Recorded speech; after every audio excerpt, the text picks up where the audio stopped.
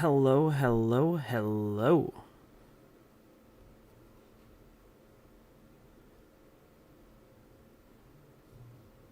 How's everyone doing? Give everyone a minute here to jump in and hang out for a minute. And then we'll get started here talking about what's going on.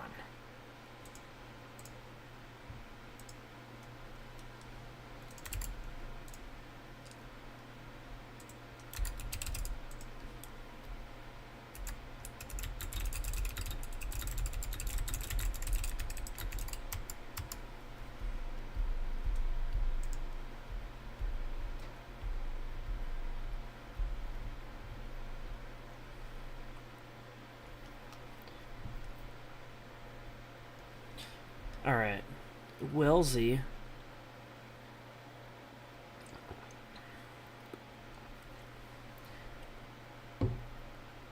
I think it's working.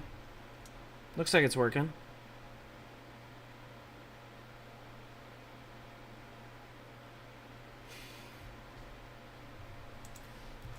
All right. Let's get down. Let's get down to business. So I've been MIA for God. When's the last time I released data? Let's take a look. Let's take a look. See. Why is it on that channel? That's not the channel it's supposed to be on. All right. So last time I was live we were at 26,000 invested. So I've got 34,000 invested. You can see on the screen 2,000 in cash left, 34,000 in the market. Number one thing you're going to notice is we're still up. So up $556 on the 34,000. So this is week 17. Week 17. 34 divided by 2. This upcoming week will be week 18, so we've been going in and out of all the roller coaster. The last time I reported a video, we were down. It was the biggest loss that I had in doing this portfolio. I think the max I was down was on a market value was 600 or 700. Now, with the volatility that's going on in the market, I'm going to talk to you about what I've done over the last couple weeks and why I've kind of been a little quiet. So, number one, we were getting very close to buying our forever home, and this had been a fun exercise to do this every single week, and I might have had to slow this down, if not make this come to a screeching halt. While we build. Now, we've taken a step back from doing that, which means pretty much full steam ahead on the decisions here to continue to invest, which means I can get back into doing this weekly. Now, let's talk about what the investments are producing from an income basis. So dividends, annual basis is up to $670, and mainly 4 quarters of payment. So about $150 every quarter, and then we get about $10 a month because there's bonds now starting to grow. So that's what's going on there. And then if I were to grab the portfolio mix on where things are, you're going to notice something brand new. And that something is we have started to add a couple new pieces. And those couple of new pieces, I'm going to highlight those right now. So these 6. So we used to be at a 7.5%, call it goal, and with everything that's going on in the market, one thing that I realized is the chances of small and mid cap stocks having a nice rally because of this upcoming administration. I personally wanted to get involved in it because small and mid caps are the companies that get purchased. And so I'm like, I don't have exposure to small and mid cap. And then I'm like, I would also like to get a little bit of exposure to corporate bonds and international bonds just because of their attractive dividends that they pay. And so what I ended up doing since the last time I was live when I had 26,000 invested, basically you'll notice I bought up a total of $6,000 in these 6 stocks. Now these are just straight ETFs. So mid cap, both blended and value, small cap, both blended and value, bond and corporate. Those are all just ETFs with Vanguard. Hey Roxanne, welcome, welcome, welcome. And so those 6 to me are going to help give me exposure. Now, you're going to think this is crazy, but about a week ago, not even, you remember last weekend there was all this conversation about tariffs and the whole 9 yards and people freaking out about the stock market. I'm going to tell you right now, come Monday, my portfolio barely moved. Like A went down, B went up. C went down, D went up. Like, it makes me feel pretty damn good about the splits that are here. In fact, I am just a couple $100 underneath my all-time high with this portfolio. So I feel really, really good about if the volatility in the Oval Office that it drives on the stock market has not really made me concerned with how I am divesting between the sectors and the each of the cuts on the top. I feel good about that. Now, I like to talk about shopping lists. So like, what's the shopping list? You'll notice over here on the right, over under, this is talking about where am I at on my goals of 5% of my portfolio being in each one of these cuts. So right now I'm short on the 2 bonds by almost 1,000 each, and then these other ones by $600 to $500 each, and then a little bit short on this top bond index and a little bit short on the international stock market. So I need to buy into those over the next, probably until I get, I'd say about 40,000 invested. So the next 3 weeks are probably going to be boring conversations around what I'm investing in. It's really going to be about talking about getting these into play. Now, I'm going to go over and show my shopping list for Monday. So I like to talk about my shopping list and where that goes. So this upcoming week's shopping list will be 2 into the bond index, 1 mid cap blend, 1 mid cap value, 1 small cap blend, 1 small cap value, 10 international, and 6 corporate bonds for those last 2. You'll notice that's the $2,000. And what's kind of cool is we're almost over 1% retired. For those that are trying to figure out what the heck that's trying to do, my goal is that the day that I get $80,000 a year in dividends is the day that I retire. It's just a fun little thing to keep track of, because once that gets to that number, now you're probably, if you're doing the fun math, with an average yield percent of about 2 to 2.5, that means I need somewhere uprights of about 2 million in there before I can retire, which means it's not really feasible in the short term.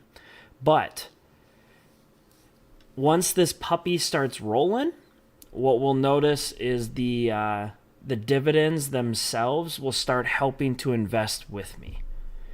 So like, great example, these last couple years, I would say. So we've been maxing our 401k. I talk about that stuff openly. And these last couple years have been growing substantially faster than I'm even legally allowed to contribute to it. My HSA, again, has grown faster in the market than I'm legally allowed to contribute to it. So those, obviously, I've been doing that for 10 years. Now, when you start thinking about this, it's the early stages, right? So this is going to take time. It's always going to take time to make it get going. So I share that with you because anyone that starts, realistically, you can retire very comfortably, but you got to start early. You got to build the habit now, kind of thing. And that doesn't mean freak out Saturday night. I'm saying start thinking about how to build a plan, because everyone has the ability to. Now it's, there's a lot of things where I can't speak on if there are things that are already occurring, like, the United States has just surpassed 1.1, I want to say it is, $1 trillion in credit card debt. That's scary to me. Things like that, if that's already in place, obviously that changes a lot of the conversation. But there is a way to start getting in front of your personal finances and making it so that you too can have a very successful retirement. So that's what I like to talk about here. I always love to talking about retiring early. I like to talk about what kind of stuff can get involved in.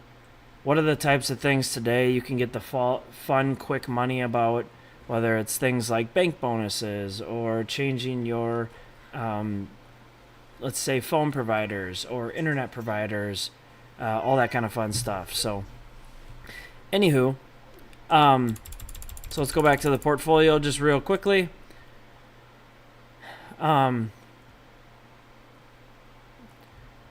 The other thing I just want to point out is tech stocks. You might have heard recently about everything with NVIDIA taking an absolute plummet. Just to give you an idea, the tech sector is looking healthy. So all that jazz in the news, be careful about what you listen to. The tech sector is up for me. So, and I just started buying this post-election, not pre-post. There's a huge difference. Yeah, he likes the heat. I'm glad that you're up and moving and hanging out, buddy. So, You're a good boy. anywho, anyone have any things that they want to chat on related to investing? Otherwise, I have up until 7 p.m. Central, so the next, I'll say, 25 minutes, we can talk about almost anything. We can just open this puppy up and have kind of a fun finance conversation, and let it snowball from there.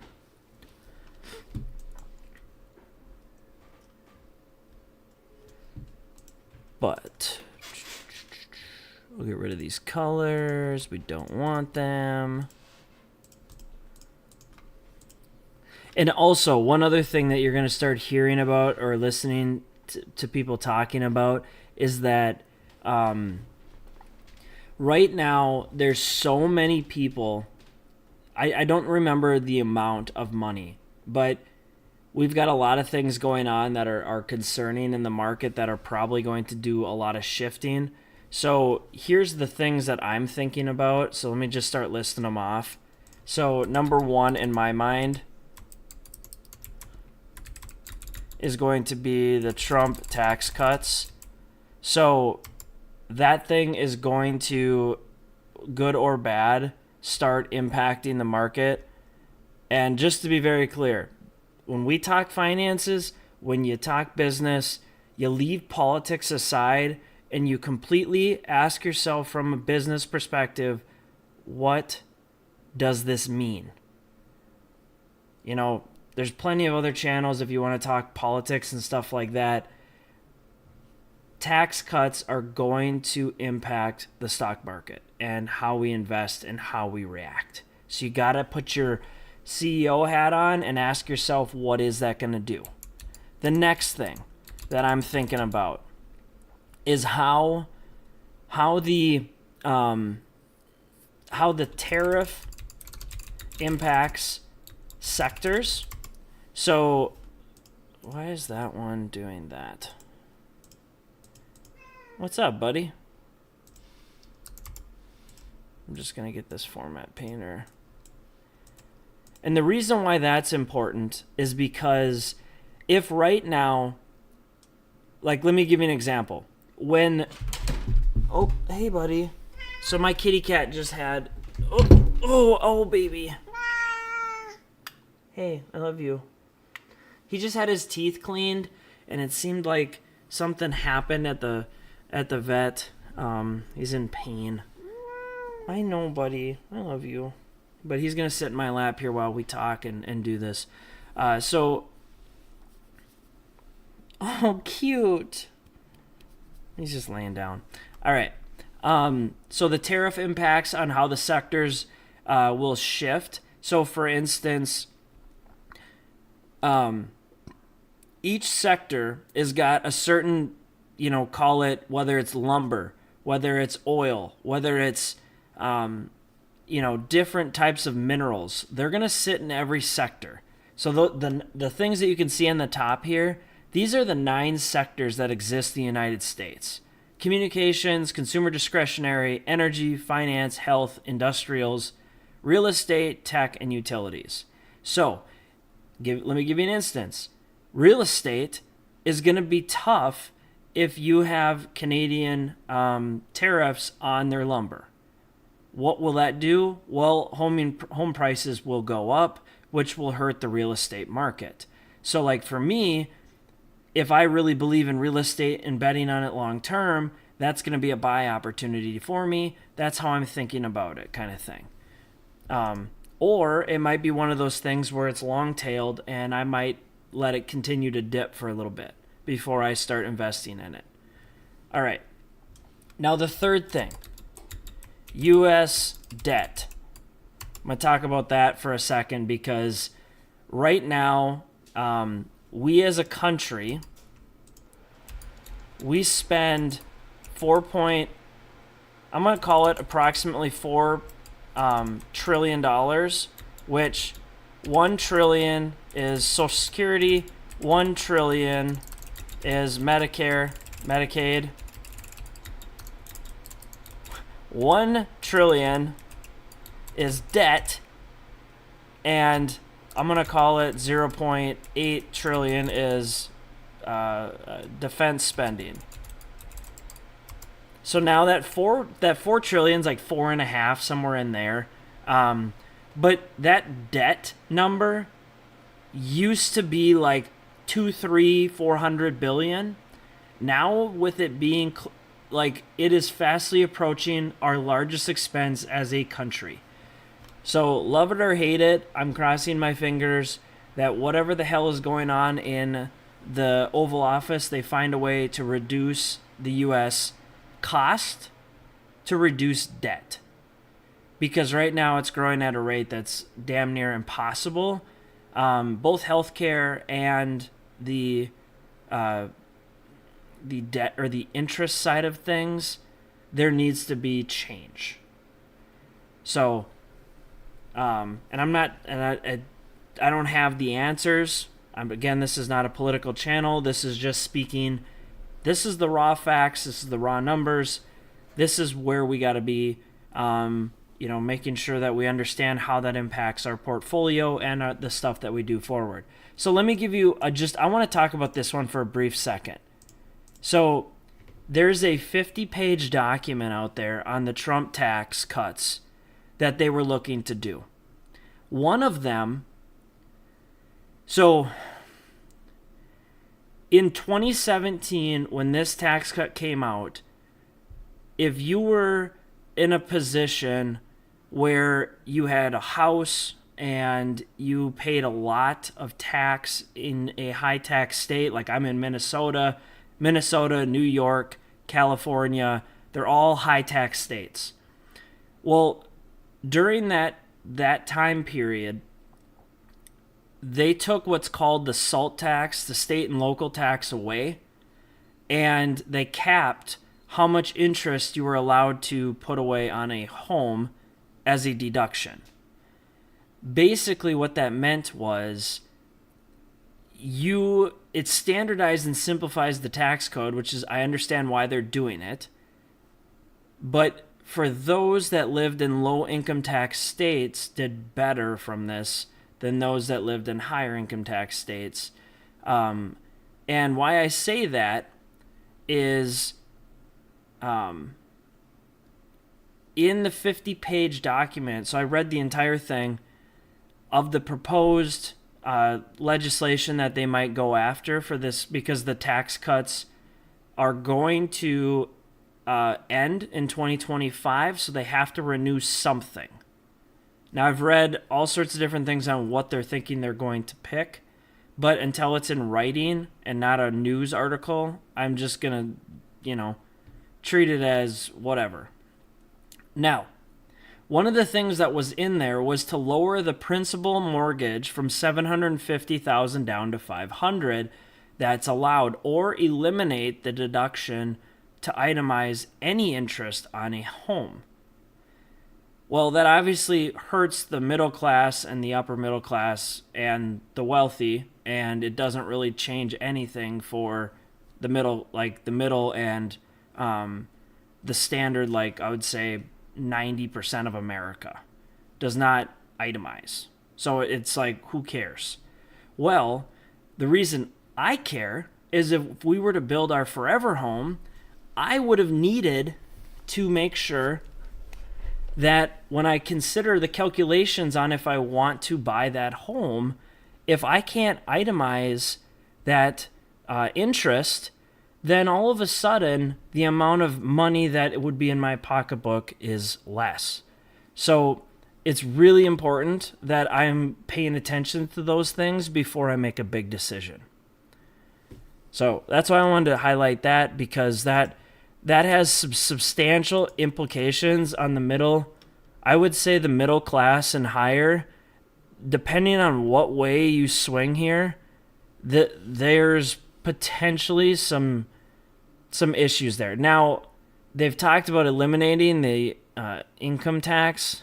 I don't know how they would do that, but man, that would be amazing. If that were to ever happen, I just don't see how they could do it, because we still need $4 trillion a year to run the government. And so if we need $4 trillion a year to run the government, how the hell you get there? It's tough. There's a lot of ways that they might be able to get there, but it's just income tax alone is somewhere between $2 and $2.5 trillion of the 4. But with it being paid 90% of it from 1 or 5% of America, I don't know. But it would help the remaining 10% like crazy. I think the tax code today, and so for those that are like, why you talk tax, like this year's the first year I am no longer an active CPA. I'm still inactive, so I still have my license, but it's inactive. And so the tax code, that's my life for a very, very long time. I understand tax code. I understand audits. CPA is at the same level of certifications as a lawyer, doctor, all that kind of stuff. It's the highest in those big sectors that you can have. So everything that's business related, CPAs understand it. Now, or should. That doesn't mean they all do. It means they should. Right, Tonky baby? Anyways. Sorry, I missed a couple of things. I'm super interested in this. I wish I had a better gauge on where and how to start with a limited budget. So, Gavin, I would love to talk about that because I personally, how do I say this without calling myself a cheap ass? I'm probably the definition of a cheap ass. Just because like if I let me give you an example. So like if I could afford a 5-bedroom house, I'll live in a 2-bedroom house or a 1-bedroom house. You know, if I qualify for my first home I ever bought was $190 thousand, $195,000. It was a 1-1 old charming home, and I bought it because we were paying almost $2,000 a month to live downtown Minneapolis, and I could buy this house in the suburbs. And yes, it would be boring when I'm used to living downtown and all the excitement, but my mortgage, escrow, and the whole 9 yards was like $1,200 a month. So I left the life of luxury a little bit to go move out into this home. That saved me $500 a month. And the thing is could we afford like a 3.2? Yeah, we could have. But the thing that is hard to explain is when you have lower fixed costs, your mindset and the way you perceive the world is so different. So like finding a way to get comfortable with a limited budget is like, that is 100% like my forte. And still to this day, I will not buy a new vehicle. I will not, there's certain things that I'm not willing to give up that cash yet, because there's other things that I would rather invest in or do things with. It's just, we all have to start somewhere, but it's all the same playbook. Everyone has the same playbook. There's no different playbook. It's the same damn playbook. It's just different numbers. So, anywho.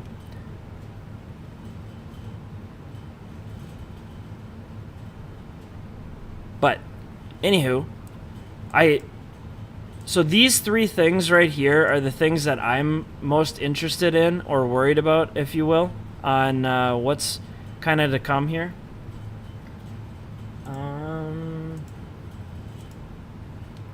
One thing I need to do just real quickly. While I'm doing this, if you guys have any particular questions you guys want to talk about, let me know. Sorry, I've got my other channel that's got a premiere going on, and I want to take this all the way up to the 7 o'clock. And if we have interest from people, like I said, the reason why I hadn't been doing this is because we were considering buying our forever home, and I didn't know if the cash flow was going to support me continuing to invest at this rate. So I personally was getting ready to pull back. And that would stink because I enjoy doing this stuff. I enjoy talking about this, but that's pretty much we have decided to hold back. So if you've got any questions, let me know if there's something you want to chat on. Here we go. Now I can take this picture.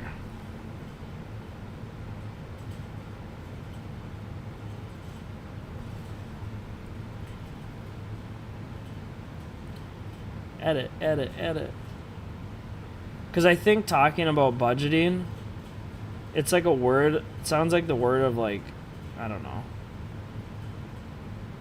I think people hate talking about the word budgeting, but the reality is budgeting is so amazing if you do it right.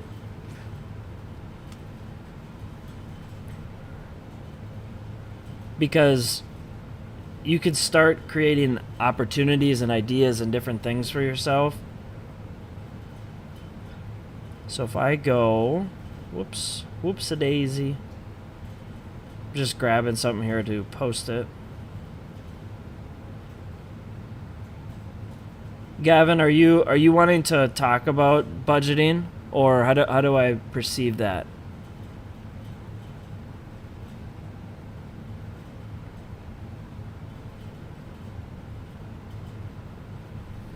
Because I could give you some ideas to start with.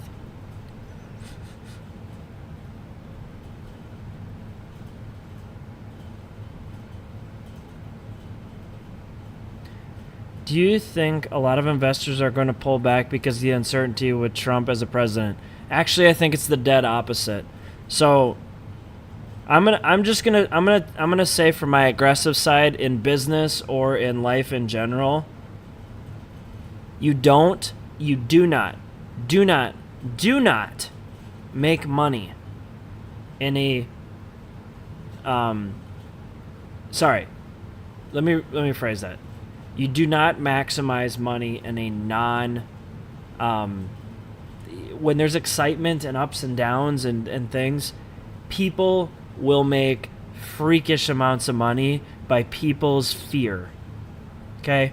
So when people become fearful and not follow a strategy, like think about COVID. Think about during that time period. How many people pulled out of the market because they thought the stocks were going to plummet? And literally by April, it turned around and everyone and their dog that put money in the market made money. Did not matter what the hell you put it in almost. Like obviously there were certain areas that struggled, but you could put money in almost any sector and you would make an enormous amount of money. So when there's volatility, there's money to be made. So I think the people that become fearful without a plan are going to lose money, and I think the people that are aggressive with a plan are probably going to make money. That's just my gut instinct. That's what I've seen over the last, since 2008 through today. Didn't matter if it was the '08 stock market crash, 2017 and 2018 uncertainty, and then you had, or even in the healthcare sector in 2015 when the ACA went full into play, and everyone's uncertainty around that. The people that have a plan when uncertainty's out there, they just do well. They just do. That's where my mind's at. Slots are life. But I could be completely wrong. Just history has trended that way when it comes to how the best players in the game do.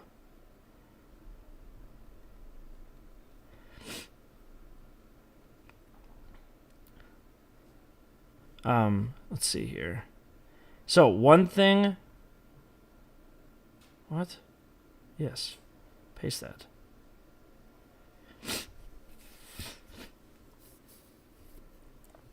Yes, 100%. So now the number one thing so I used to do this finance chat on Twitch all the time. And pre-COVID, the number one thing that I regret, because I was a little younger, I was a little bit more tighter with money, like a little scareder when it comes to kind of letting it fly, if you will. And so we were all talking, all of us in the finance talk, we're talking about moving. So in your 401k, for instance, you can move your money from, let's say, the S&P 500 or your age bracket over into bonds. So when the market is a shit show, you typically put your money in bonds because it's not roller coastery, or that's why when people are getting closer to retirement, they have more money in bonds versus equity, which is the stock market. Now, had I done that, my retirement conversation would have been cut in half. I'm going to tell you that right now. I would have retired in half the time had I done that. That is the number one financial probably regret, is that we talked about it and I didn't do it. And now what's the offset to this? Okay, so like think about this. Had I moved everything into bonds, worst case scenario, I would have maybe lost 1 or 2%, maybe 3%. So now that I look back on that, I go, what was I thinking? What was I actually thinking? So I didn't do anything. I didn't lose anything. I made it through it just fine. But I could have made it through it with a freakish amount of money. Because just think about what people have in their 401k and double it. Double it, if not triple it. That's why there's so many people in society right now that, whether it's crypto, whether it was what they did in 2020, or even what they did back in 2008, those three things, there's a reason there are so many people my age that are retired, done, living their, like, whatever the hell they want to do when they want to, because forever and a day, they're retired. So 2008, while people were in over their heads with mortgages, and unfortunately people were allowing them to buy and they should have never let them buy. They call those ninja loans. What ends up happening is a bunch of people buy up single family homes and they turn them into rental properties. Well, they were at an all-time low in price because people had to dump them to pay their bills or go bankrupt. And if they went bankrupt, you buy them from the bank on pennies on the dollar.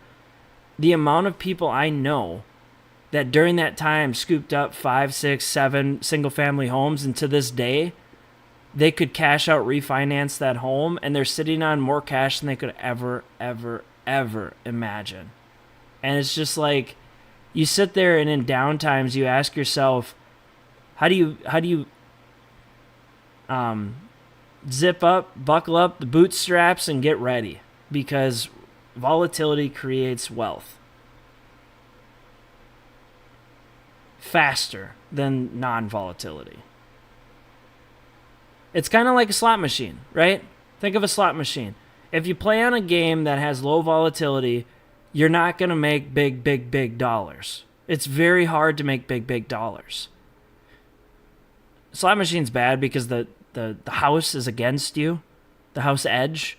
But if you were to think about it as a volatility slot versus a non-volatility slot, it's kind of the same concept.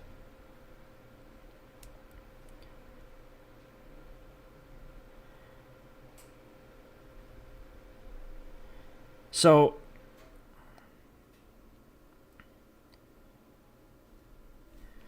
maybe, like I said, I think I need to fire this up a little bit more and we keep talking about these things, because I do think there's a lot of people interested in learning about this. I think the one day that we ended up talking for like an hour and a half or something, we had over 100 people in here, and like I think there's a lot of people that want to learn about this stuff because everyone's trying to sell you something. I have nothing to sell you.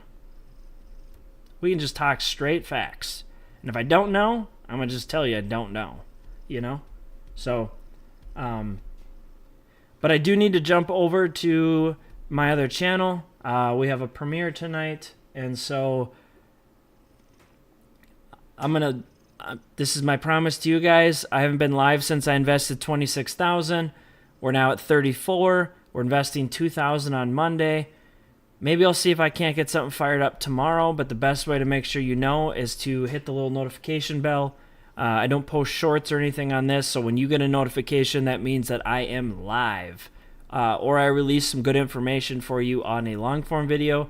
So if you enjoyed it, hit the subscribe button, hit the notification bell. Otherwise, I will be back when I'm back, and I'll hold myself to tomorrow night and see if I can come back on tomorrow night. So that would be fun. Maybe later after the Super Bowl or something like that. So anyways, have a wonderful Saturday evening, and I'll catch you